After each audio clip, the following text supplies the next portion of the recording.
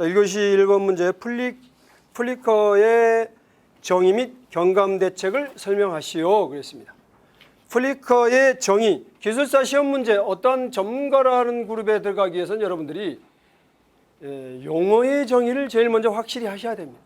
자, 플리커라는 거는 여러분들이 보시는 대로 무효전력의 소비가 크고 부하의 크기가 연속적이고 빠르게 변동하는 부하가 있는 경우 빨간색으로 표시했습니다. 키워드라고 볼 수가 있겠죠. 전원계통의 전압변동을 일으킨다. 이 전압변동을 일으키게 됩니다. 이러한 전압변동을 일으킴으로써 인간이 이 조명으로 인해서 깜빡깜빡함을 느끼게 되는 거. 이거 바로 플리커가 되겠죠. 플리커. 그래서 플리커의 정의는 간단하게 요약하시면 되겠고요. 또 문제의 경감 대책 이렇게 물어봤습니까?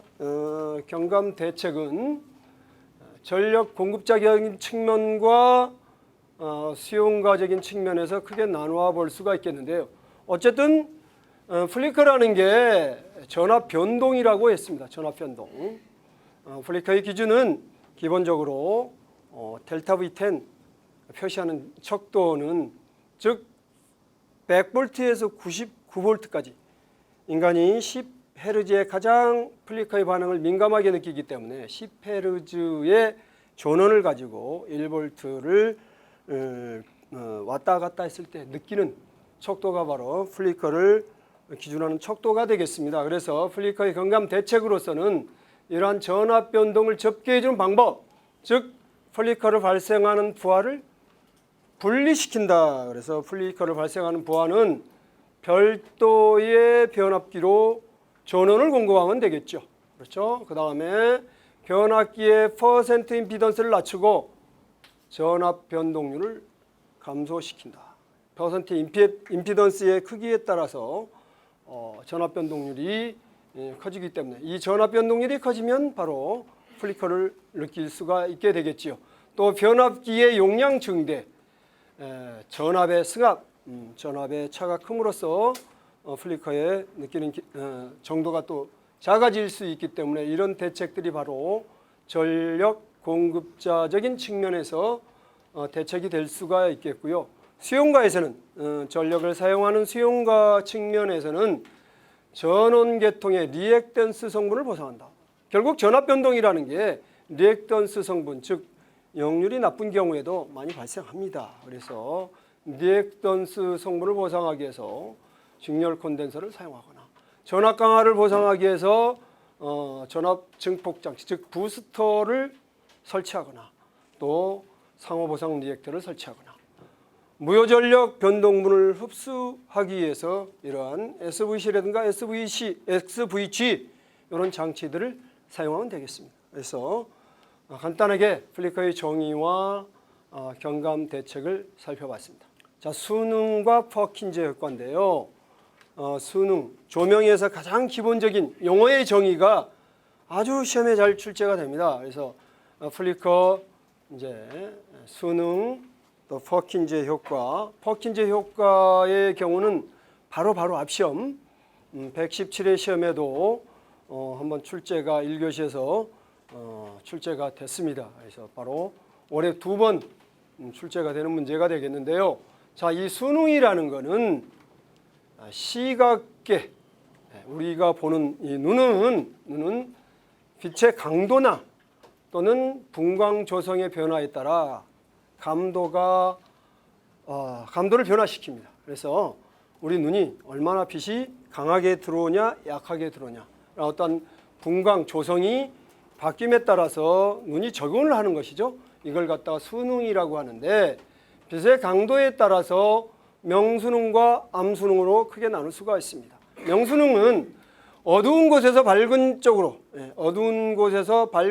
나올 때 눈이 수능하는 정도, 즉 아주 짧은 시간 안에 우리가 수능을 하게 되겠는데요. 1, 2분 안에 수능을 하게 되겠습니다. 그래서 광광도가 낮아지는 경우, 밝은 곳에 나온 경우는 우리 눈이 눈을 작게 뜨죠. 그렇기 때문에 광광도가 아주 낮아지게 되겠고, 암수능의 경우는 밝은 곳에서 어두운 곳으로 들어가게 되니까 최대한 우리 눈의 조리개를 크게 해서 건강도가 아주 높아집니다. 이 암수능의 시간은 상당히 많은 시간이 걸리게 되겠고요. 자, 수능의 응용, 암수능과 명수능. 즉 일반적으로 터널 같은 경우는 주간에 밝은 곳에서 어두운 곳으로 또 어두운 곳에서 밝은 곳으로 나갈 때 급격히 밝기의 변화가 달라지기 때문에 명수능과 암수능, 즉 빛의 밝기를 조절해서 눈이 수능할 수 있도록 응용을 하고 있지요.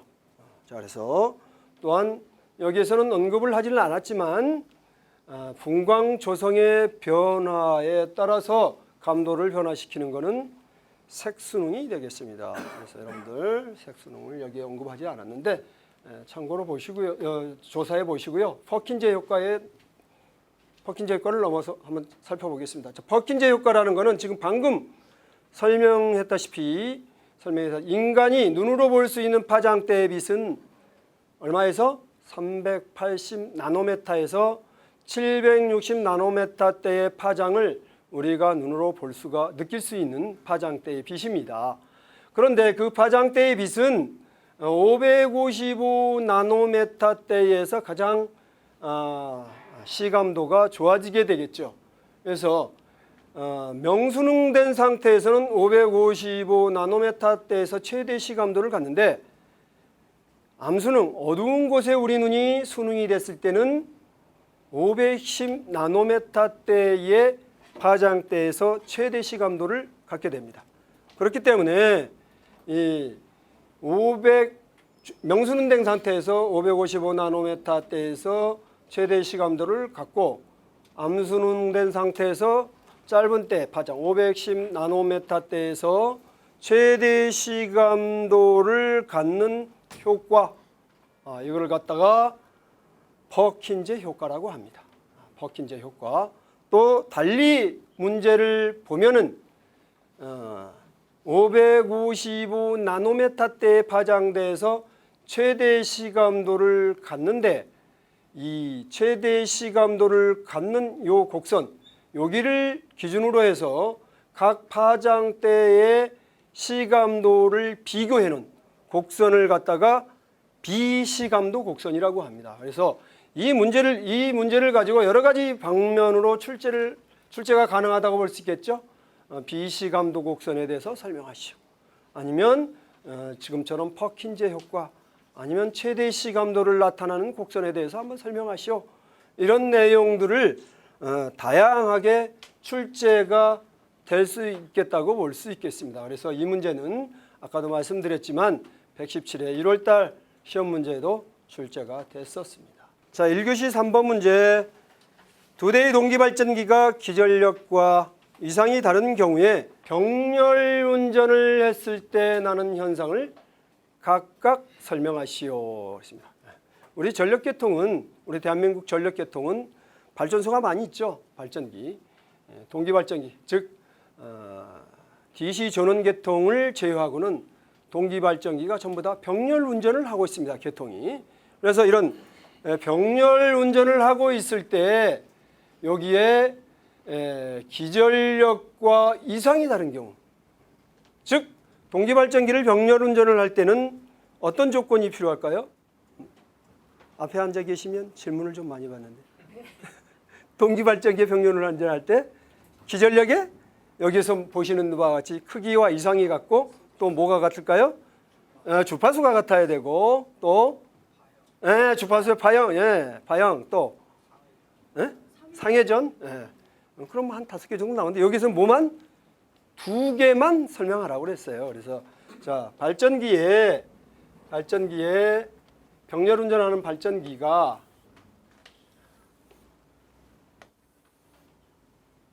파형을 한번 그려보면 A 발전기에서 나오는 전압의 크기라는 게 이걸 나타내는 것이죠. 그렇죠? 전압의 크기. 그 다음에 크기는 같고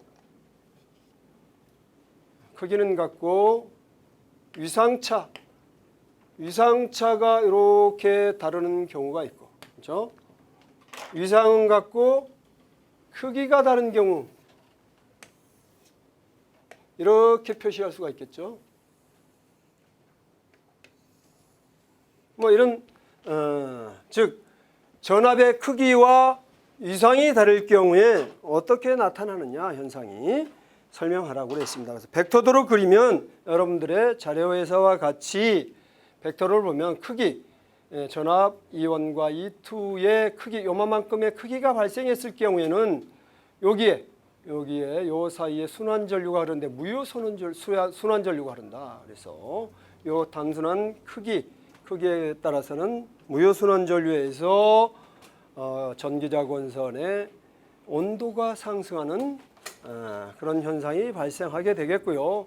또 위상이 다른 경우, 이 위상이 다른 경우, 요만큼의 위상차가 발생하는 경우에는 어떤 현상이 발생하느냐? 바로 발전기 사이에, 두 개의 발전기 사이에 위상차에 의해서 발생하는 요 전류가 90도 뒤져서 흐르고, 그 전류는 순환하면서 어떻게 돼요? 여기에 발전기를 소손시키거나 탈조 현상을 일으키게 된다. 간략하게 설명해 봤습니다.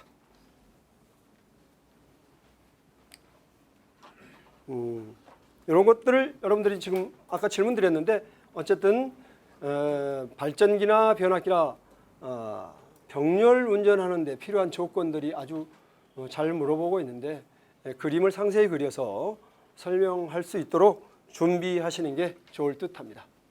직류송전의 장단점을 비교하라고 그랬습니다. 일반적으로 교류로 송전을 하고 있는데 최근에 이제 송전선로뿐만이 아니고 출제되는 문제들이 건축물, 지난번 같은 경우는 건축물의 직류 배전에 대해서 설명을 하는 문제가 나왔고, 또 직류 쪽에 관련된 차단기 뭐 이런 것들이 종종 출제가 되고 있습니다. 그래서 앞으로도 지속적으로도 직류 쪽에 출제가 되리라고 예상되는데, 여기에서는 직류 송전의 하이 볼테이지 DC죠. 고전압으로 직류 송전하는 경우에 일반적인 교류보다는 장거리 대전력의 경우 그대로 받아들이면 될 것 같아요. 직류와 교류의 큰 차이는 뭐 같죠? 주파수가 없다는 거기 때문에 그 주파수로 인해서 발생되는 모든 것들을 정리했다고 볼 수가 있겠습니다. 즉 손실, 왜 그럴까요? 전력 손실. 즉 리액턴스 성분의 영향을 받지 않고, 그렇기 때문에 효율이 우수하다. 또 변환기 제어에 의한 주파수 제어가 용이하다. 즉 DC에서 AC로 변환할 때 주파수를 다양하게 변환시킬 수 있죠. 교류는 그 반대로 주파수 변환은 어렵지만 전압 변환이 용이하죠. 자, 그래서 비동기 계통 연계가 가능하다. 왜? 주파수가 없기 때문에 동기시킬 필요가 없다. 이런 얘기죠. 자, 그다음 단락 용량 증가 억제하고 절연 계급 절감. 즉 요거는 어떻게 될까요? 교류는 피크치가 있죠. 일반적으로 시료치료 표시하기 때문에 절연 계급을 높여야 됩니다. 또 유도장애가 적고 안정도가 우수하다. 단점을 보면 승합, 전압을 변환하기가 곤란하다 하는 얘기죠. 또 전류 0점이 없어 직류 전류의 차단이 곤란하다. 요거 제가 아까도 말씀드렸는데 어쨌든 직류 쪽이 계속 직류 차단기 쓰려는 게 한 2번 이상 출제가 됐어요. 앞으로도 충분히 출제가 되라는 문제이기 때문에 이 직류 전류의 0점이 없을 때 0점을 만들어서 차단하는 방법이 직류 차단기의 핵심입니다. 그렇기 때문에 이쪽도 여러분들이 준비를 하셔야 되는 내용이다 하는 얘기고요. 변환장치, 즉 DC 또 AC 이런 각종 변환장치들이 고가이다 하는 얘기죠. 자, 변환하면서 직류 교류 직류 변환하면서 고주파가 많이 발생하지요. 그렇기 때문에 이런 고주파 제거 설비가 필요하다 하는 얘기죠. 무효전력, 즉 DC 같은 경우는 무효전력이 없기 때문에 이런 무효전력을 보상할 수 있는 장치가 필요하다. 또 설비가 복잡하다. 이런 게 장단점 간단히 비교했습니다. 다음 회로의 부하전류를 중첩의 정리를 이용하여 부하전류 IL을 설명하시오. 중첩의 정리를 이용하라고 했습니다. 뭐 다양하게 풀 수가 있습니다. 대분한의 정리, 노튼의 정리, 밀만의 정리, 각종 정리를 이용해서 풀 수가 있는데 여기에서는 뭐 어떤 것으로 풀든 간에 답은 나옵니다. 그렇지만 출제위원께서 요구하시는 게 이제 중첩의 정리를 이용해서 설명하라. 이 유사한 문제가 똑같이 117회에도 한번 출제가 됐는데 어떻게 다르냐? 한쪽은 전압원, 117회는 한쪽은 전류원이 전류원을 주어주고 풀하는 문제였습니다. 자, 그래서 중첩의 정리는 다수의 기전력을 포함하는 회로망에 있어서 전류 분포, 여기에 전류 분포는 각 기전력을 단독으로 그 위치에 있을 때 흐르는 전류의 총합과 같다. 무슨 얘기냐? 자, 이런 전원이 여러 개가 있다 그러면 요 전원에 의해서 흐를 때 전류를 구하고 또 이 전원에 의해서 흐르는 전류를 구하는데 그 두 개를 합하면 된다는 얘기죠. 중첩한다. 그런데 조건이 있죠. 자, 이 전류원에 의해서 이쪽에 흐르는 전류를 구할 때는 이쪽에 있는 전압원은 단락 상태가 돼야 됩니다. 단락 상태가 되는 걸로 등가 회로를 만들어야 되고 이 전원에 의해서 여기에 흐르는 전류를 구할 때는 다른 전압원은 단락, 또 전류원이 있다 하면 전류원은 개방 상태로 놓고 등가 회로를 만들어서 계산을 해줘야 됩니다. 그렇기 때문에 자, 첫 번째로 이 풀이는 220V 전원에 의해서 여기에 흐르는 전류를 구할 때는 120V 전원은 단락 상태가 돼서 등가 회로를 그렸습니다.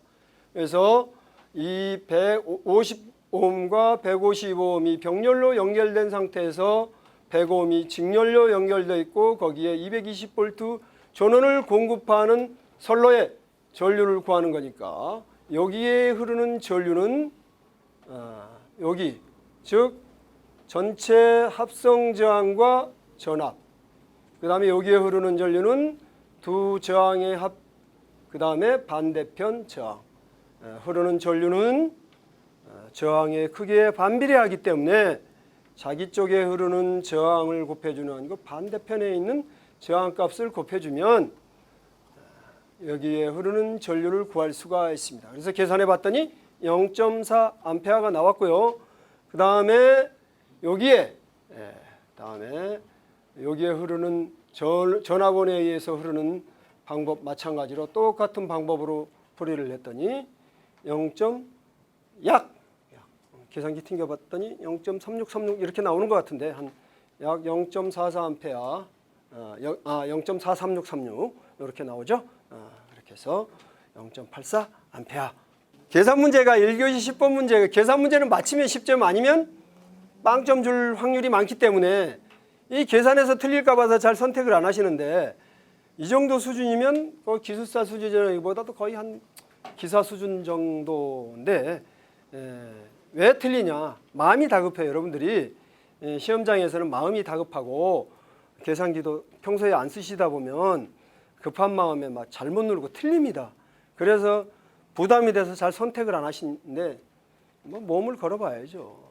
계산 문제는 일반적으로 논술형 같은 경우는 10점짜리가 제 기억으로는 받아본 사람이 없어요. 보니까 10점짜리 10점 만점에 10점. 그렇지만 계산 문제는 이렇게 풀면 10점 주겠죠. 뭐 10점. 안 주면 이상한 거 아닙니까?